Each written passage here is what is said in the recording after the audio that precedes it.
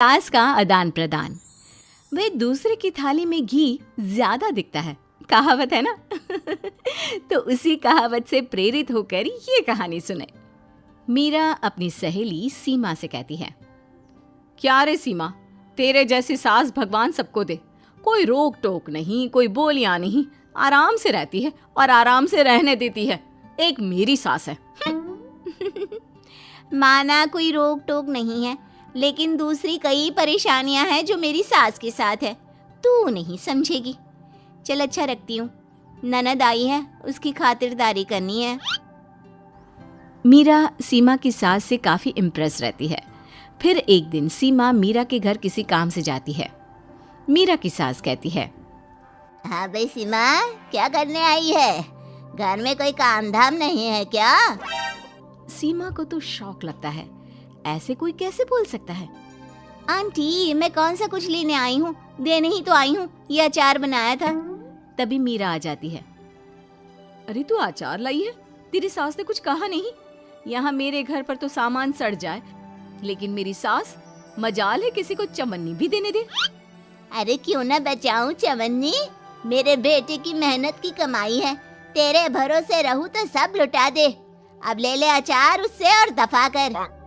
मीरा सीमा से अचार लेकर उसे बाहर तक छोड़ने जाती है। अरे यार, तेरी सास तो बहुत अच्छी है। क्या बात कर रही है? कितनी तो बेइज्जती करती तेरी, लेकिन फिर भी तुझे मेरी सास अच्छी लगी। मेरे घर आजा कभी, मेरी सास को देखेगी ना तब पता चलेगा। अरे इससे ज्यादा बुरा क्या हो सकता है। जरूर आऊंगी मैं तेरे घर, लेकिन मैं कुछ लेकर नहीं आ सकती। हाँ, देख रही है ना मेरी सास का हाल। हाँ हाँ, कुछ न लाना, मैं तो कहती हूँ खाली झोला ले आना बस। सीमा चली जाती है। फिर क्या, दोनों अपने काम में लग जाती हैं। लेकिन एक रोज न जाने क्या होता है, मीरा सीमा के घर आती है।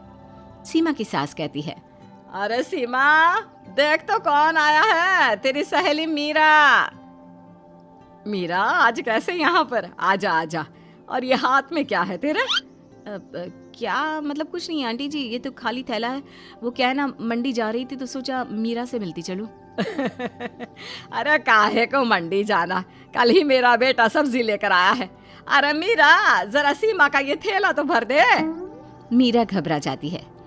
अरे नहीं माँ जी, बिल्कुल नहीं, मैं कुछ नहीं ले सकती। हम लोग ना अलग सब्जियां खाते हैं। खैर, मीरा सब्जी तो नहीं लेती, लेकिन सीमा की सास तो न जाने क्यों कद्रदान हुई रहती है। अरे मीरा, जरा चिकन मटन बना ले, तेरी सहेली आई है। मैं फोन कर देती हूँ, वो दे जाएगा। और सुन, मिर्च जरा तेज कर देना। लेकिन मीरा तीखा नहीं खाती है माँ जी। अरे खाना चाहिए। अब सीसी करेगी ना तो नाक का सारा कचरा भी निकल जाएगा। हाय रे, कितनी अच्छी है तुम्हारी सास। हाँ, तभी आसपास के सारे यहाँ खड़े हो जाते हैं सुबह से ही। अभी 2 मिनट रुक ना, खुद पता चल जाएगा। तभी पड़ोसन आती है। अरे बहन जी, चाय का वक्त हो गया, सोचा चली आऊं आपके घर। अरे क्यों नहीं क्यों नहीं, वो क्या है ना, बहू की सहेली आई है तो चिकन बन रहा है, वो भी लेती जाना। मैं जरा ज्यादा ऑर्डर कर देती हूँ। और हाँ बहू, पकोड़े भी तल ले चाय के साथ। जा जा मीरा बेटी, सीमा की मदद कर दे जरा। मीरा सीमा के पास किचन में जाती है, जहाँ सीमा सास को कोस रही होती है। घर में कितनी मुश्किल से सब्जी और राशन आता है, लेकिन ये नहीं समझेंगी। अरे पिछले महीने भी 2 बार राशन लाना पड़ा था, लेकिन ये है कि सच्ची यार, फिर भी तू लकी है। तेरी सास कम से कम मेरी सास की तरह तो नहीं है। मीरा कुछ देर रहकर वहां से चली जाती है। दोनों बहुएं किसी तरह सास के साथ दिन काट रही थी कि एक दिन सीमा कहती है, नहीं नहीं माँ जी, बस करिए, तंग आ गई हूँ मैं आपसे। मैं अब आपके साथ नहीं रह सकती। एक बार, बस एक बार आप मेरी सहेली मीरा की सास की तरह बनकर देखिए। अरे कितनी अच्छी इंसान है वो, कितना सोचती है घर के लिए। दूसरी तरफ मीरा, माँ जी कैसी हैं आप? कुछ तो सोचा करिए, समाज नाम की भी कोई चीज होती है। बस एक बार मेरी सहेली सीमा की सास की तरह बनकर देखिए। अरे कैसे जी जाती है जिंदगी, उन्हीं से पता चलेगा। दोनों की सास को आता है गुस्सा। अरे भाई, कोई छोटे बच्चे तो है नहीं जो किसी के साथ तुलना कर दे और वो कुछ ना कहे। मीरा की सास कहती है, मुझे तो सीमा के पास ही छोड़ा।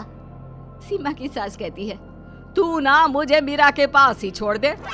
दोनों एक दूसरे से सलाह करती हैं और सासों का किया जाता है आदान प्रदान यानी एक्सचेंज। अगली सुबह मीरा की बदली हुई सास। अरे मीरा, मेरी बेटी आ रही है।